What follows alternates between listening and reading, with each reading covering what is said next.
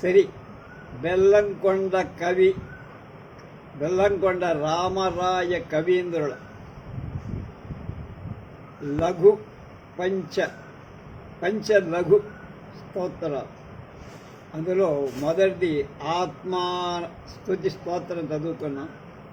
ఇప్పుడు కృష్ణా నది అష్టకం, ఆత్మాష్టకం చదువుకున్నాం. ఇప్పుడు కృష్ణా నది అష్టకం.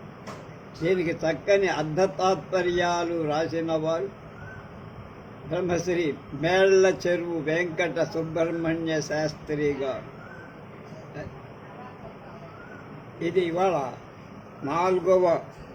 మూడవ భాగం, 18/6/20.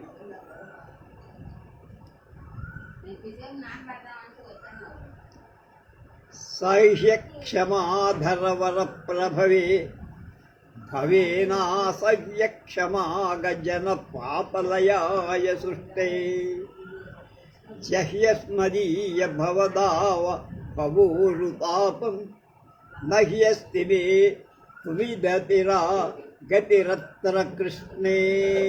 మళ్ళా సహ్యక్షమాధరవర ప్రభవే భవేనాసహ్య క్షమాగ జన పాపలయాయ సృష్టే జహ్యస్మదీయ భవదావ భవోరుతాపం నహ్యస్తి మే త్వజితరా గతిరత్ర కృష్ణే. సహ్య అంటే సహ్య అనే పేరు గల క్షమాధర వర పర్వత రాజశ్రేష్టం అని నుండి ప్రభవే పుట్టిన దాన, సహ్య పర్వతాల నుండి ఉద్భవించిన దాన.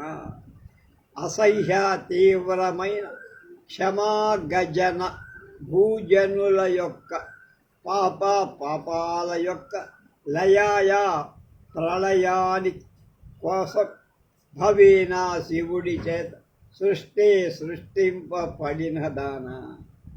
హే కృష్ణే, ఓ కృష్ణానది, అస్మదీయ భవ సంసారమని దావా అరణ్యంలో భవ పుట్టిన దవాగ్ని యొక్క ఉరుతాప తీవ్ర సంతాపాన్ని జహి పోగొట్టు.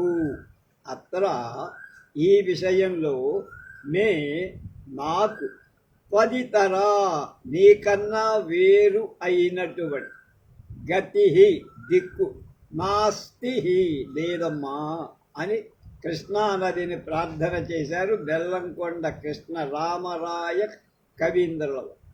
తాత్పర్యం ఏమిటి? ప్రజల యొక్క పాపాలను క్షాళనం చెయ్యటానికి శంకరుడు నిన్ను సృష్టించాడు కృష్ణానది అంటున్నారు. సహ్యాద్రి పర్వతం నుండి మా కోసం పుట్టిన వరమైన గంగ లాంటి దానివి, వరగంగవు నువ్వు. మా సంసార దవ అగ్ని పాపాన్ని పోగు. కనుక సంసారం అనే దవాగ్నిలో మేము పడే బాధ పాపాన్ని నువ్వే పోగొట్టాలి. నీలో స్నానం చేస్తే ఇవన్నీ పోతాయి. ఈ విషయాలలో నాకు నువ్వు తప్ప ఇంకొకడెవరు గతి లేరు. ఈ అష్టకమంతా